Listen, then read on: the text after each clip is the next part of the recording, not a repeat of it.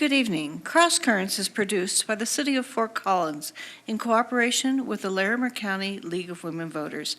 I'm Mary Dietrich, the moderator for tonight's program. According to many sources, Colorado's public education system is at a financial crisis crossroads. Right now, some estimates put Colorado per pupil funding at 40th in the nation.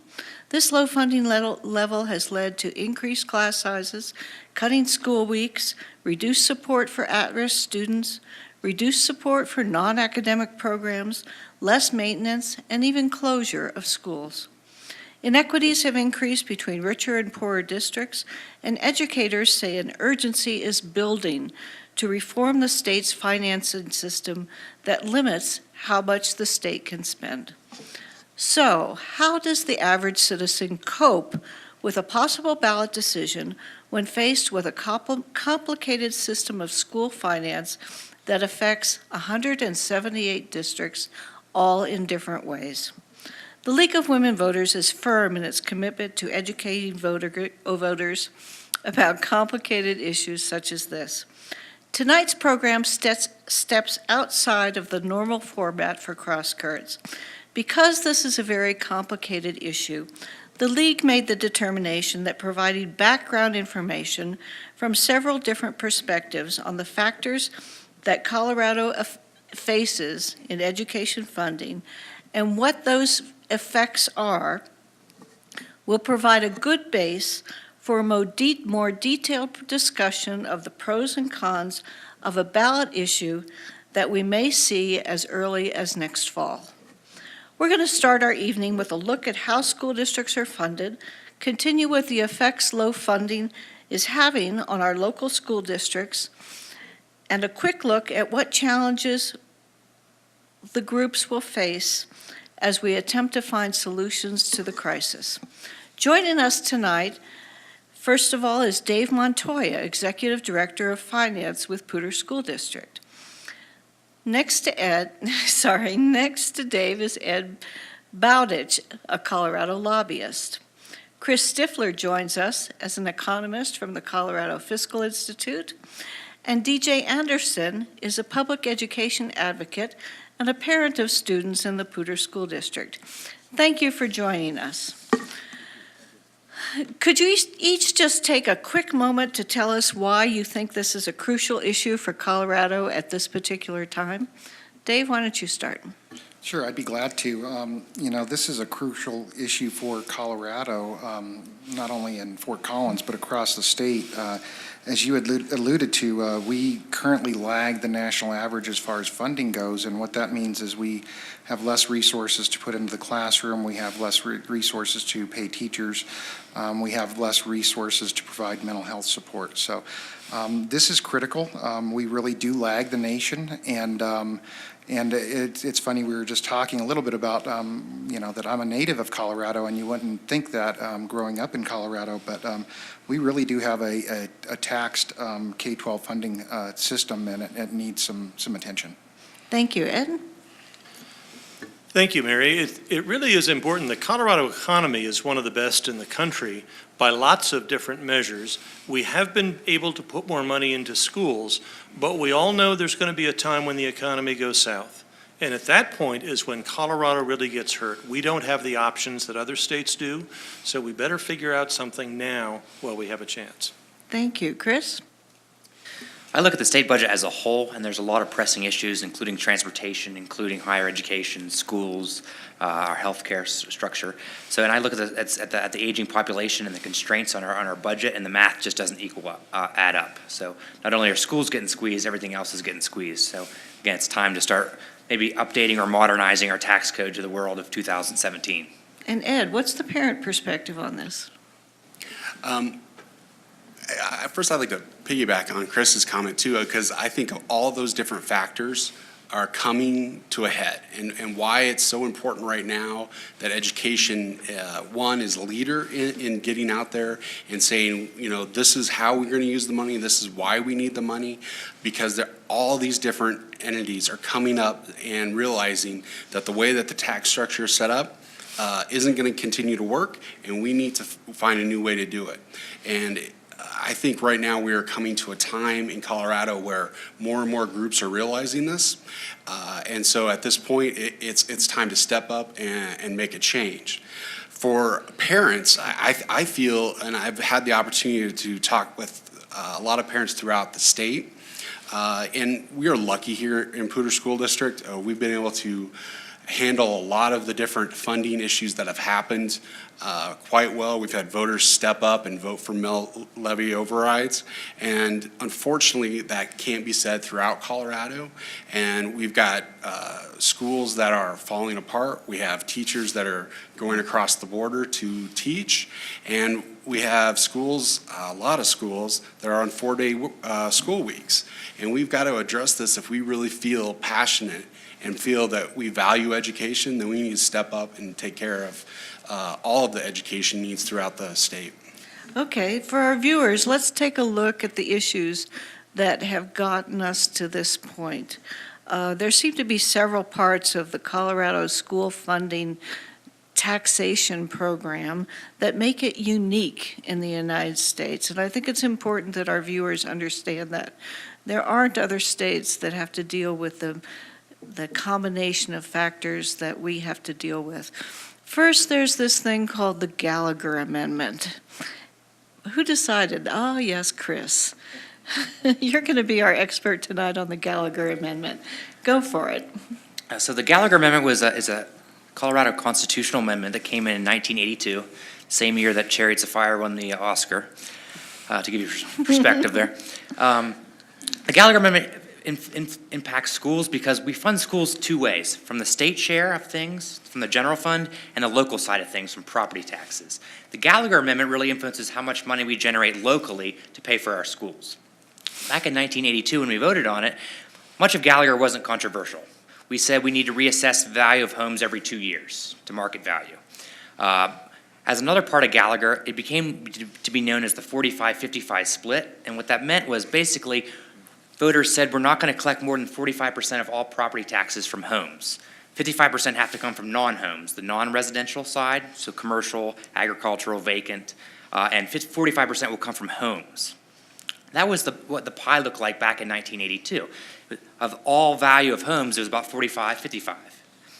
Now, with the giant growth in residential property, home values greatly outpace the value of commercial real estate, which means then the assessment rate on homes had to keep on being ratcheted down, down, down, down. In the early 80s, the assessment rate, which is basically, think of it as the value, how much of the actual value of your home is subject to tax, it was at 21%. It's now ratcheted down to 7.2% this year.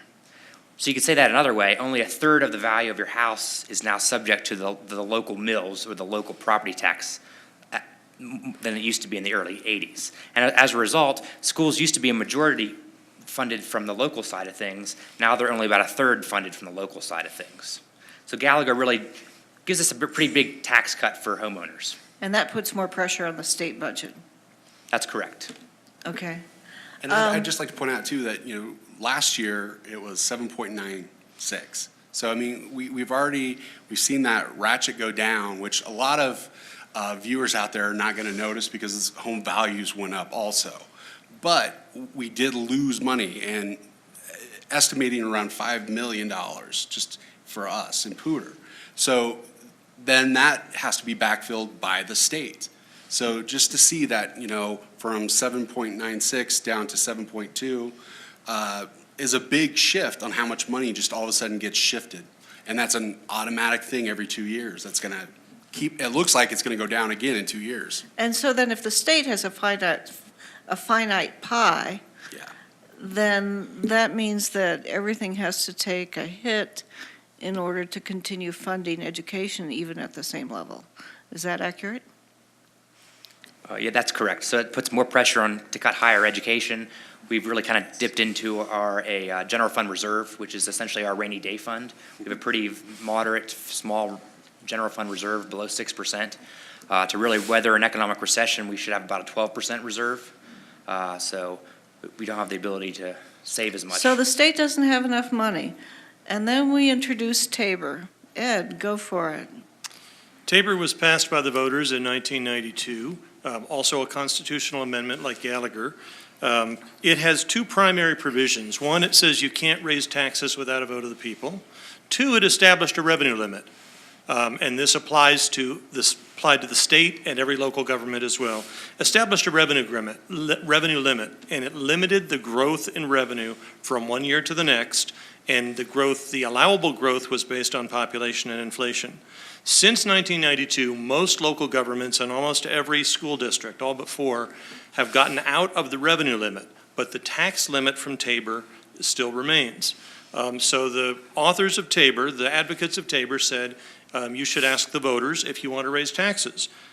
Since that time, the state has voted to raise taxes 3 times, once on tobacco, twice on marijuana. There have been a number of other tax measures that have been put forth.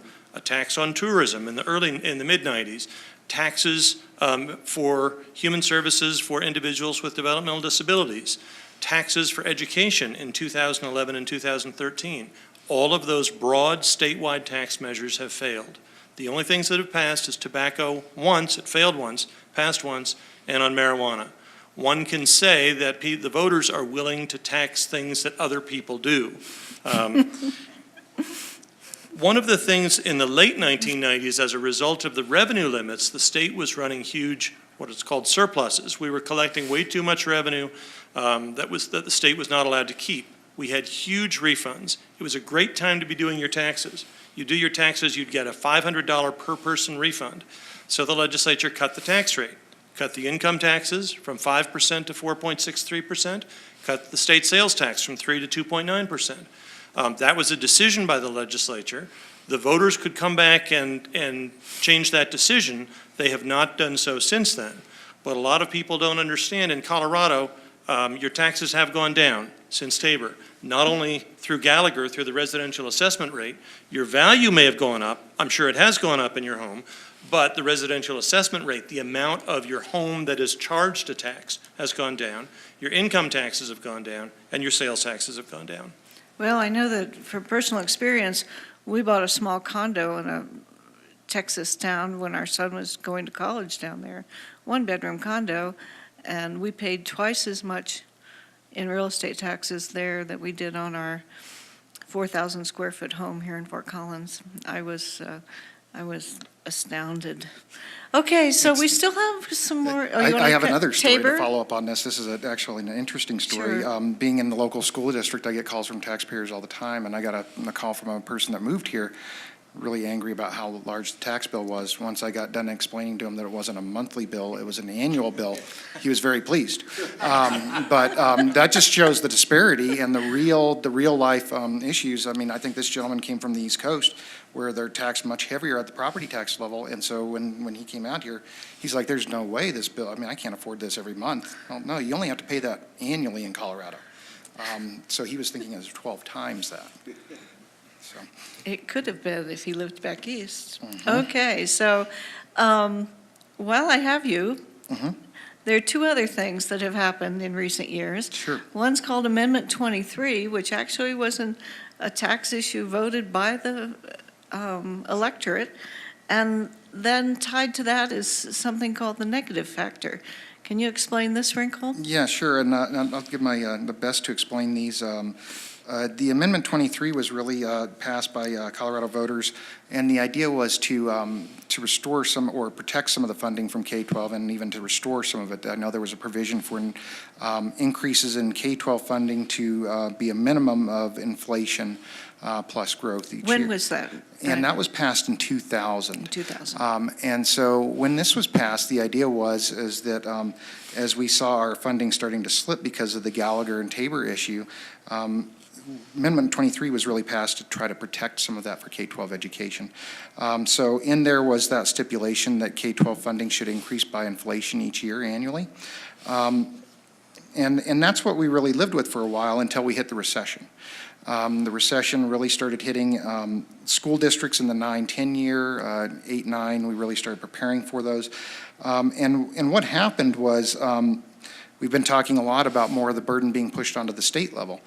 During the recession, what happened was that more of the funding burden was being pushed to the state level, and the state just could not sustain it. So it really was an interesting dilemma because you're bumping up constitutional amendments like Amendment 23 that says that the K-12 funding should increase by inflation each year.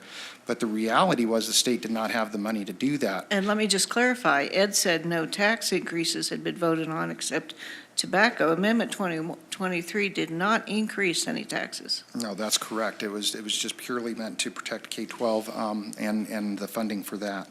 And so what ended up happening was and I can't remember the Attorney General at the time, but there was a ruling from the Attorney General that basically not all components of K-12 were protected under Amendment 23, and that's what we have introduced, and that's that fourth topic you talked about, the negative factor.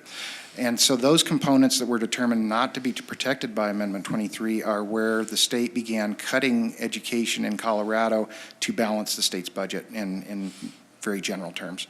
For Poudre School District, that is a very large amount over the course of the negative factor. I believe our negative factor currently is about $26 million annually for Poudre School District.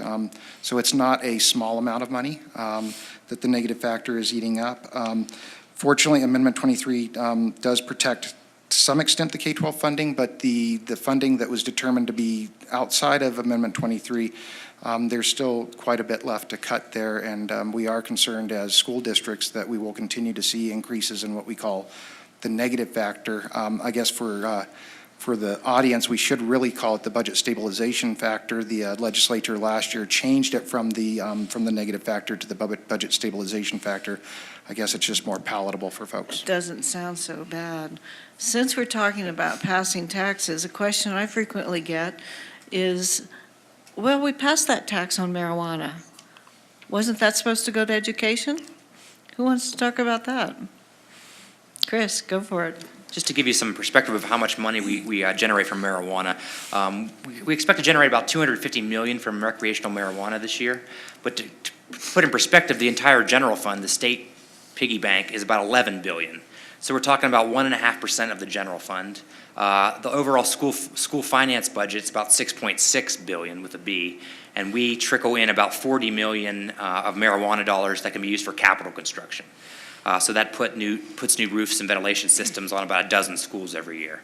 Now, there was a bill in this last legislative session that allocated a little bit more of the marijuana dollars, about $30 million next year of the new marijuana dollars will go to help support rural schools. But again, 30 million plus 40 million, 70 million, a small drop in the bucket compared to the negative factor, which is over 800 million. We'd say it's not nearly the pot of gold people think it is.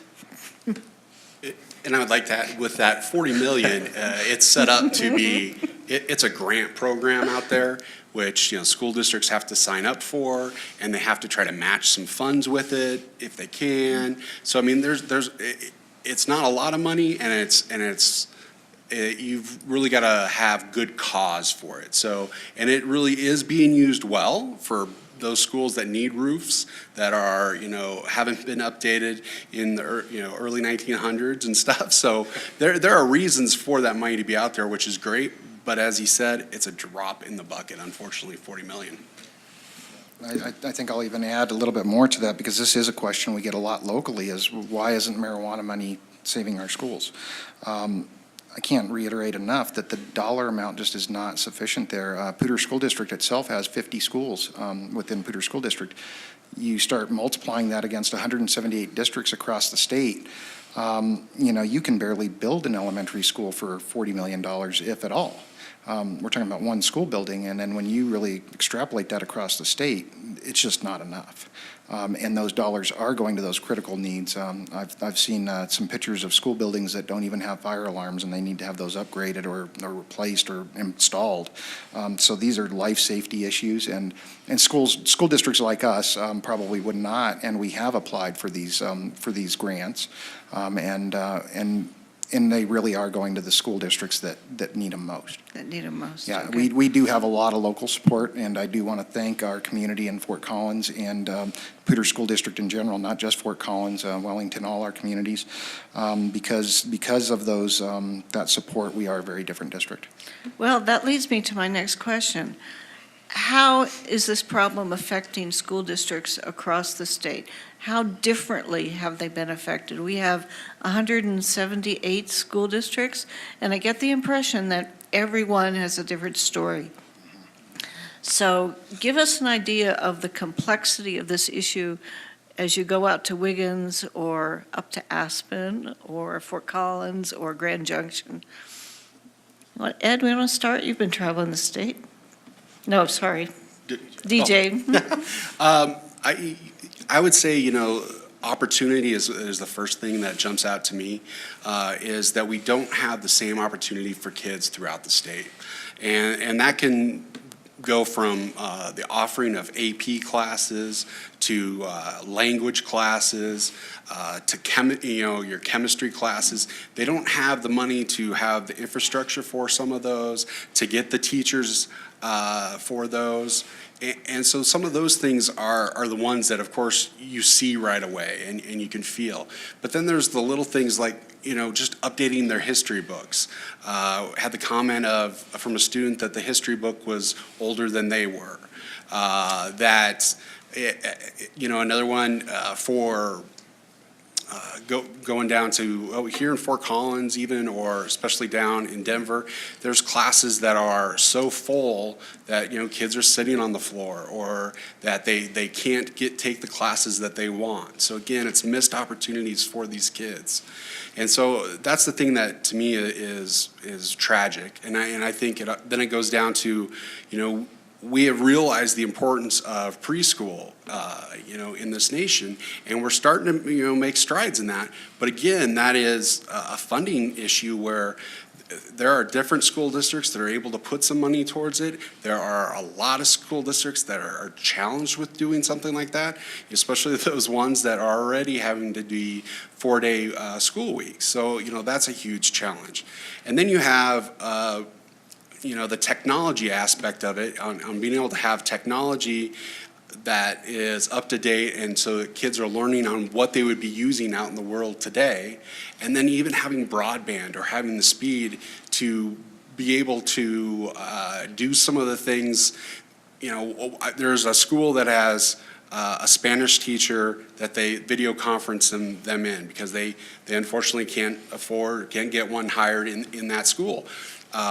Which is great that they're able to do this video conferencing, but then they tell me that they still have technical issues with that at times too. So it's just like, we got an answer, but unfortunately then we run into another wall of another problem for that.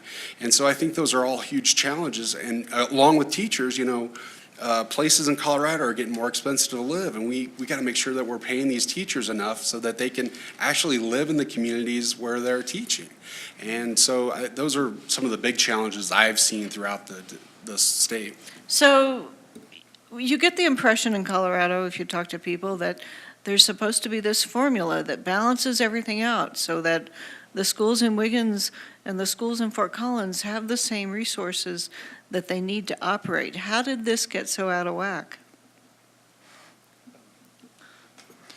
Really, the school finance formula was written and passed in 1994. It has not been significantly updated since 1994. A lot has changed, not only in education, but also in demographics and geographics in the state of Colorado. We have a lot more people. We have different types of people in the state. The school finance formula recognized a very different time with the Gallagher Amendment. It has not been updated since then. With 178 school districts, you have a variety of every different type and size. Some districts are able to go back to their voters on a regular basis and get mill levy overrides. About half of the districts have mill levy overrides. Of those districts, some have maybe $1,000 a head in Poudre, roughly, maybe a little more than that, but $1,000 per student in mill levy overrides that they collect outside of the School Finance Act. Some districts, Boulder and Cherry Creek, are the great examples of the support their citizens have given to those schools. They get about twice that, I believe, $2,000 per student. And then there's the half of the districts that don't get any mill levy overrides at all. You really have to wonder how we have a system of free, thorough, and uniform education, which is what the Constitution requires when you've got all of these different types of funds that are available to schools. Dan? And I think I'd like to follow up also that when we talk about these mill levy overrides, they do look different in different districts too. You go out onto the rural districts where there's not a lot of property wealth out there. A mill levy override, because I don't want the public to get the impression that, well, it's really up to the local voters on whether they vote for these at all times. Sometimes it is. But you go to some of these districts that have low property wealth, and having an override is a very big proposition for those communities just because the property wealth is not there to support it. So it's a much bigger conversation than maybe it is for some of the metro districts and like Pooter ourselves in Boulder, where we do have a little more property wealth to tax against. Okay, let's fill out this question. We've been hearing a lot about how this funding crisis is affecting schools. Let's talk a little bit more about Pooter School District and other districts that you know, and get specific about what's happening out there that the voters need to know. Dave? Yeah, I'll jump right off. Pooter School District, again, thanking our local voters, has weathered the recession. I won't say greatly, but we have weathered it because, we have local support. We had a $16 million override in 2010, an $8 million one to support new schools in 2016 as examples of our local support. One of the biggest concerns, though, is outside of the local support is this concern that was brought up by Chris earlier is what I've heard referred to, and I don't know if they're still referring to it, as the structural imbalance in the state budget, and how do we make things work, and so that everything's being funded, not only healthcare, but prisons and K-12 and higher education, all the components. And so within there, I think is this concern that as we move forward with our funding stream, how do we get these things to balance? And so one of the things that a lot of CFOs were doing a little bit ago was doing some projecting, and I think there's some, you got to really look at the projection models themselves, but there was a lot of concern that this imbalance was going to continue to push K-12 out of the budget picture. And K-12 was going to continue to see more and more cuts in the form of increases in the negative factor. As we began to simulate some of those reductions, they were extremely drastic on some of our rural districts. Bigger districts like Pooter, some of these larger districts, Boulder, would weather the storm a little better. But you go out into some of the rural districts and you would see, funding cut substantially to the point where they just could not operate any longer. So this is a very serious issue, not only for Pooter School District. We would be a very different district if these cuts came forward, but it would be devastating for many districts in Colorado. They could not function any longer. And somebody mentioned teachers. There are districts in this state that, the average teacher stays less than 2 years because the conditions are so poor and the salaries are so low, and yet you have a district like ours that continues to have no problem getting good applicants for jobs. And it's those subtle ways that the education of our kids in this state is being affected. We are getting a lot of applications in Pooter School District, talking with teachers, because I work with teachers daily, and one of the biggest concerns, and I think it's a legitimate concern, is they want to live where they work.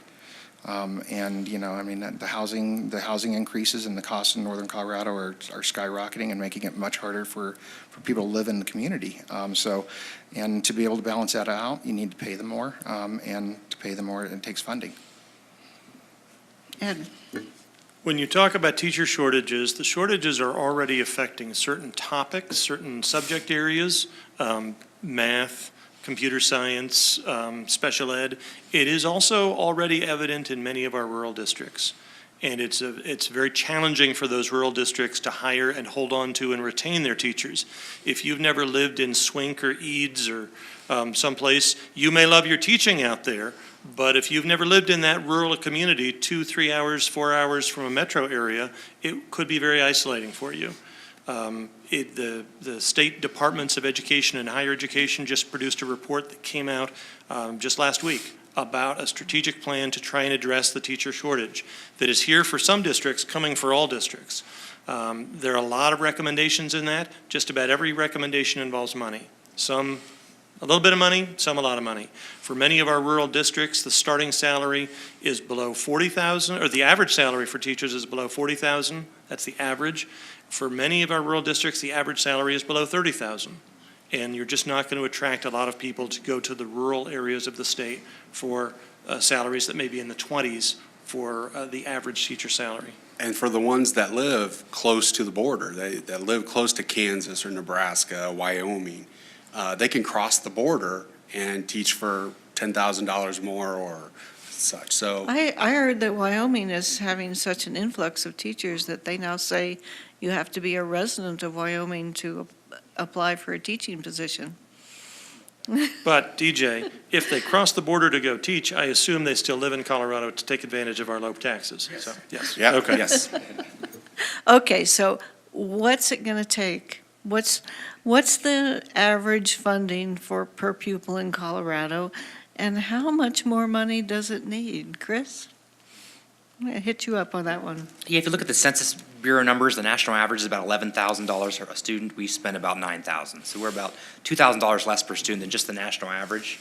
So if you want to visualize that, take $2,000 times 25 kids in a classroom, that's $50,000 less in every one of our classrooms just compared to the national average, not even the best funded schools in the nation. Okay. It's also interesting to look at the rating on average teacher salary. I think the latest rankings have us 45th in average teacher salary. It's funny because that mirrors exactly where we are in taxes. We're about 45th in taxes. So super low tax state. We also pay our teachers very low. That was my next question. What's our tax burden?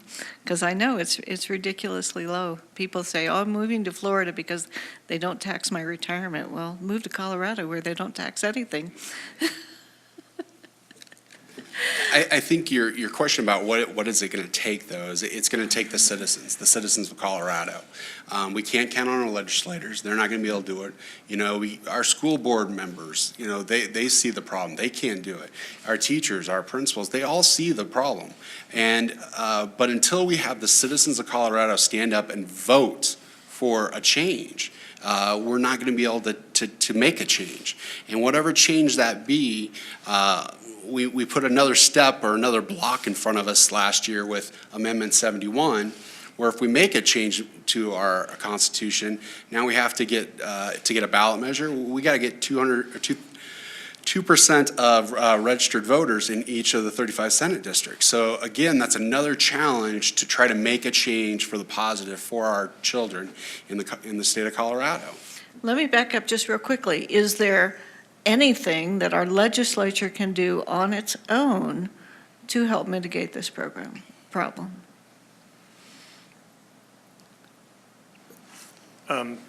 Yes and no. The legislature does not have the ability to raise taxes. We are constrained by the Tabor revenue limit, as we discussed earlier. Having said that, the governor's budget request for next fiscal year, the fiscal year that starts July 1, 2018, fully funds K-12 education per the provisions of Amendment 23. That's inflation, enrollment, and then the governor requested an additional $70 million that would buy down the negative factor or the budget stabilization factor. That is not going to cure all of our issues, all of the challenges we talked about. Those districts that are on a 4-day school week won't magically open up and start enrolling their kids in a 5-day school week. We won't have new school buses, roofs, pay teachers more, all of that. But that was very positive news nonetheless. And I think a lot of people in the education community, I'd look to you for this, we're very pleased with the governor's commitment that we need to do what Amendment 23 requires and then do everything else we can. And a $70 million buy down of the negative factor would be very positive. But where is that money going to come from? Chris? I mean, you could solve education by cutting higher ed and making tuition go up 50% every year. You could cut money from roads. I mean, they're pretty important. You could cut money from our healthcare system, but having healthy people and having disabled and elderly people be able to afford healthcare is also pretty important. So again, when you look at the number, the general fund is just so small and there's a lot of competing interests that there's no magic pot of money that we can just invent and grab and give an extra $1 billion to schools. Yeah, they can't keep just shifting the line around or, you know, trying to move fees over to other fees or to other places. unfortunately, is going to take the citizens of Colorado to step up.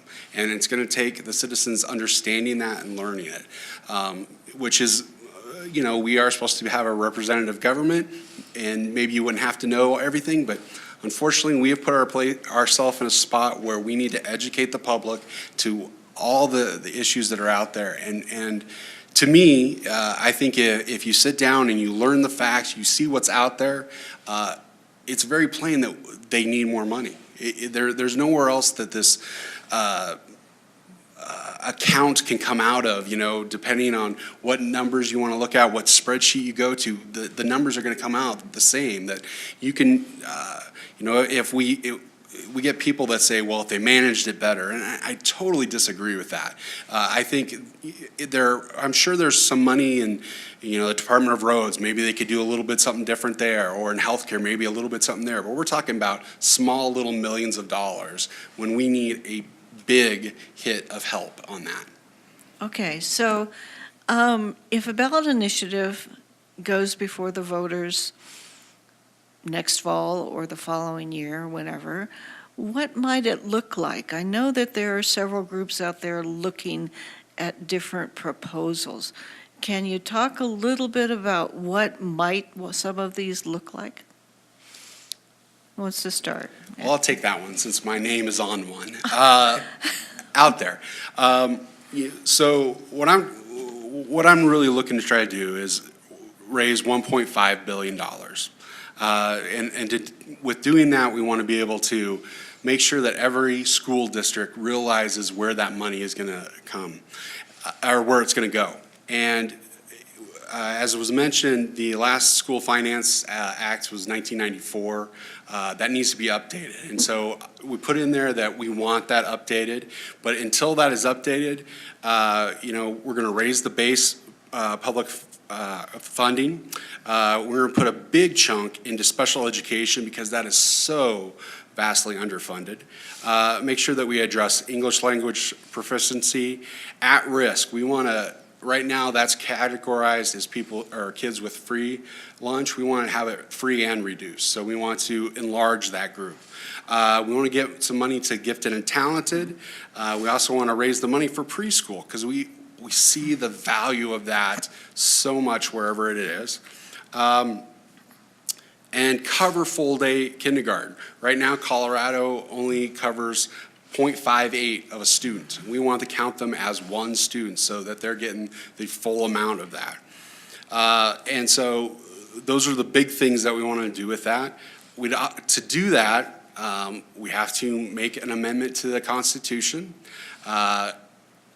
And we're actually in the process of doing this right now. And so one of my things that I wish I had an answer of exactly what we were going to do, but unfortunately it does take money to try to do some polling, try to find out what will work and what won't. So if anyone out there has got a few $1,000s, I'd greatly appreciate it. Well, if you had a plan for what exactly was going to be on it, this would be a different program. Yeah. So. But we also want to address Gallagher. So in doing that, we think, and this is, again, it's going to be just for educational purposes because of single subject issues that you run into when you try to put something on the ballot. But we want to freeze the residential rate, or even we might lower it because it looks like it's going to go down again, and maybe try to compromise. I don't know. We got to find a way to freeze it so it can't keep going down. And really would like to bring the non-residential rate down too because it's so out of balance. So is that two ballot initiatives? No, or we're one? trying to do one. So that's why we are in the process of trying to make it work as one, because if you have two, if one goes through and the other one doesn't, you have problems. And one of the presentations I've given about this, they've also talked about, keep it simple. And I just smiled at the person. I would love to keep it simple, but the rules that we've been placed with isn't going to keep it completely simple. But hopefully we can simplify our message. Okay, so you're talking about a tax increase on income? Yes, sorry, yeah, I didn't get to that No. part. Yes, so income tax, we'll try to put some brackets on there so that a majority of people would not see a tax increase. We'd be looking at maybe 100,000, people that make over 100,000, 125,000 would start to see a little bit. But the marginal rate versus what really the effective rate of theirs would be not very much. So if we started like 125,000 and maybe 250,000, 500,000, different rates, we're again trying to find out what would work. The one that I had submitted before had 5 brackets.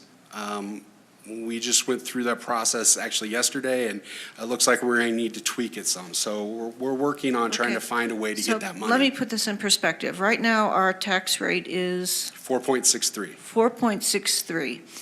flat. And this is just to do a comparison. In order to raise enough money, if everybody paid the same tax increase, what would that tax increase equate to? Is it a 1% increase? Is it, you're proposing a graduated, but what if you just did a flat increase to reach your goal? What would that look like? Anybody know? So we generate about 7 billion from the income tax. So if you doubled it, you get 7 billion. So maybe taking it from 4.63 to a little less than 6, Okay. probably. That sounds reasonable. So, a little over a percentage increase in income tax. But one of the proposals that might be on the ballot would be to make it graduated. Yes. Okay?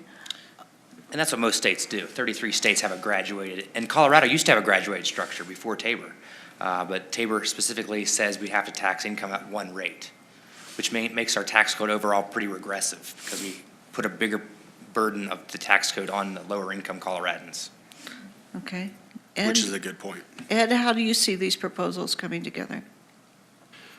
Well, I don't know. I mean, we had the proposal in 2011 to raise taxes for education. That unfortunately didn't have a lot of, to run a statewide campaign takes resources, and that one didn't have a lot of resources. And it failed roughly 35% in favor, 65% opposed. 2 years later, there was another tax effort to come back and raise taxes for education. That had more resources for the campaign, but still they only won 2 or 3 counties, and that failed by roughly the same margin. I think educating the voters and educating the voters in all 178 school districts, as has been mentioned, is the key. Because we've seen voters in many school districts say yes to specific tax increase proposals at the local level, but we have to build a statewide base of support if we're going to do that on the state level. Isn't it true that in the last election, more school districts passed mill levies than we've seen in a long time? Yeah, and we have a neighbor in Greeley that finally, passed one, which they had been fighting a long time trying to get one. In fact, talk about cuts that, they had to cut their busing, they had to expand their bus routes because of the funding gone down, a lot bigger classes. So they finally saw the picture that they needed to step up and just take care of it themselves this last year, which was fantastic. Dave? I was just going to jump in and comment. I couldn't agree more with what Ed said. We really need to engage our local communities around this and educate them around exactly what we're doing tonight. Describe the situation, describe maybe some potential fixes that they can consider. Because really, we're going to be dead in the water if we don't get the local community out there understanding these issues while they're at the ballot box. I firmly believe that some of those other initiatives did not pass well, and they were even hard for us as school districts to explain to our local communities. How are we going to use this money? How much are we really getting? Are there strings attached or not? So I really like some of the ideas that I'm hearing around the table about being able to go back to our local community with some definitive answers of this is what we're going to do in our local community with this additional revenue. And it may look a little different than it does for our neighbors. And that makes a lot of sense because we are different school districts. So is this going to take a different marketing campaign for 178 different school districts? Yes. I mean, it's going to take a local, and we've got to get people to stand up, citizens to stand up in each one of those school districts and make the commitment to educate as many people there as they can. The Colorado Education Network, which I've volunteered with too, has been going around helping, trying to educate people. And it's a great resource to anyone out there. If you want to have someone come out and talk to you, the Colorado Education Network will get people out there so that we can try to get those communities to understand how the state is working and how the funding is going out there right now. Because until we educate the public, it is going to be an uphill battle. Okay, is the battle harder in districts that have come up with another $2,000 per pupil versus the ones that haven't? Chris, you're nodding yes. I think that's part of the insidious nature of Tabor is you make everyone go on your own. And the ones that can't afford it have already moved and gone on their own. So the Aspens that have the property wealth to be able to tax generate $3,000 more for their students than the Pueblos of the Colorado that don't have the property wealth to rely on. So once you have all these big movers that have already raised their own property taxes to fund their own schools personally, it's hard for them to get them to then commit and say, pitch in some more of your income tax to then be moved around to other districts. So it's a Okay. super uphill battle. But yes, Ed, go.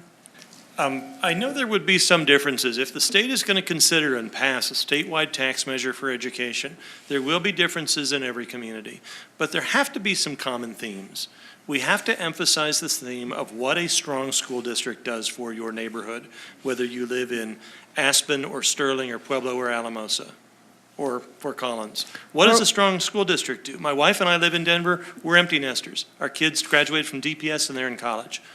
And yet, not just because my wife is a teacher, because I'm a lobbyist and I have some education clients, I would certainly want my local school district to be strong for all the students that are in the district and for our neighborhood and for our businesses. That helps my value in my home and my community as well, and hopefully I'd be thinking about it on a statewide basis. And also the message that those schools in Greeley and Wiggins and Pueblo help the entire state. Absolutely. I couldn't agree more with Ed, though, that it's important that that our businesses and the community around learns the value of a good education system that they have and how that strengthens their community. In doing so, it gives the whole community an uplift. And so as long as we can, communicate that out there and make sure that they understand that, they get behind it, sometimes I've been said that maybe I'm a little naive, but I hope that it's not a huge uphill battle. If they're educated, if they learn the facts and learn what's out there, to me, it makes sense to put the money where it needs to go. Okay, I hate to make this the last question, but we're getting close. What's education going to look like in Colorado in 10 years if nothing happens? Let's start with Poudre School District. Right now, we're looking pretty good. Or we're not looking as bad I as was some hoping the anyway. economist would take that first, and then I'd tell you how bad it was going to be. I don't know. It really depends on if we keep going down this path or not. I've seen some very dire projections on what can happen over the course of, I know you're talking 10 years, but 10, 20 years. Some estimates push K-12 completely out of the budget as that time frame goes on. So we have to have a change. I think that not having K-12 education in Colorado is not an option. So we're going to have to face this change. And I don't know exactly what that looks like. I can tell you that class sizes would go up. We would not be able to provide mental health services. I found it interesting talking about the teacher shortage. I was saying, yeah, we get a lot of applications, but there are those specific fields like special education, especially some highly specialized areas where we just can't hire them at all. And so I would imagine that's going to get worse. And those are our most severely impacted students that rely on those resources and that those staff that have that expertise. So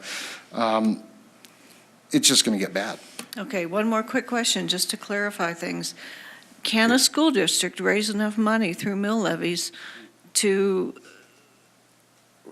ride through anything that does not come from the state? And I think I know the answer to this, but I would say no, and I think it also depends on what school district you're talking about. Even if the capacity is there for the mill levy override, is the property tax wealth there to support it? So it's a very complicated question. It's not an easy answer. okay, But I think the overall answer would be no. okay, And there is a limit on the mill levy overrides. Districts are allowed to raise outside of the School Finance Act by a factor of 25%. And a number of districts are at that limit, so they can't go back So to they their are voters. limited. That That's- law can be changed, but then you get into questions of equity. okay, okay. Chris, any final words? I think, just think about the world. 2017 looks a lot different than the world of 1992 when we've kind of locked in our tax code. I mean, I'm currently trying to update my kitchen right now. I update my kitchen every 10 years. Why shouldn't we update our tax code to the world of 2017? We have a big pressing issue of the aging population that puts a bigger constraint on the budget that squeezes out education. We also have a different economy where we buy a lot more things on Amazon.com, and our shopping patterns are different, so our sales tax base is lower than it used to be. All these are things that could be updated with a modernized tax code, and the only way to make education the thriving community that we really want in Colorado is to update and modernize. Okay. Ed? I'd like to go off the Sorry. updating your Going kitchen. you. The cost of updating his kitchen, if he would have done it 10 years ago versus doing it now, the price of that has more than doubled. Labor and just the materials. Again, that's the kind of thing that, Tabor has inflation, but they're kind of out of whack on what they choose on that too. So there are problems in the fact of how that tax code was set up, and there might have been really good reasons back then, whatever. But right now, it needs to change, and that's the thing that I hope that citizens understand and learn. Okay, thanks, DJ. Thank you to our panelists and to our studio audience. Does anyone out there have a question? Full education, if they're not getting the AP classes, the language classes, the athletics, all those things that make a well-rounded individual, what's that going to do to the Colorado workforce? That's a great question, and I feel like partnering with our community and partnering with our businesses out there, Pooter's doing an excellent job of going out there trying to find out what our students need. So, we've made changes in our high school about, different curriculum that they can learn, different avenues of the technology. And we've been lucky enough to be able to make those changes. Throughout Colorado, unfortunately, they're not able to make those and to learn those computer sciences or learn those things. And so our workforce is not getting the education that they need to be able to go out there and find a job, which again then helps our community and our economics of our community. So it's a circle that unfortunately we're not taking care of very well right now. Ed? And I'd say in response to that, all those things you just mentioned, whether it's sports or clubs or extracurricular classes, those are the classes oftentimes that keep kids in school. They go to school and they love those classes. Some of them may like organic chemistry, but for most part, most of the students like those other things. And if we cut those out, I worry they won't stay in school. Well, some kids liked my English classes, some kids didn't. Thank you very much. The best solution for strong, consistent funding for K-12 education that best serves the needs of our children and our communities will be in the hands of you, the voters, in the near future. Your questions and thoughtful investigation can help ensure a positive, long-standing solution. An informed citizenry is the cornerstone of democracy. If you are not registered to vote, do it today. This issue and others affect your quality of life and the life of your community. This CrossCurrents program will be rebroadcast at various times during the month on FCTV, channels 14 and 881. Please check your local listing for exact times and dates. This video will also be available at the League of Women Voters website at lwv.larimercounty.org and on the city website at fcgov.com/FCTV under featured videos. Be informed and join the discussion. Vote. Thank you very much.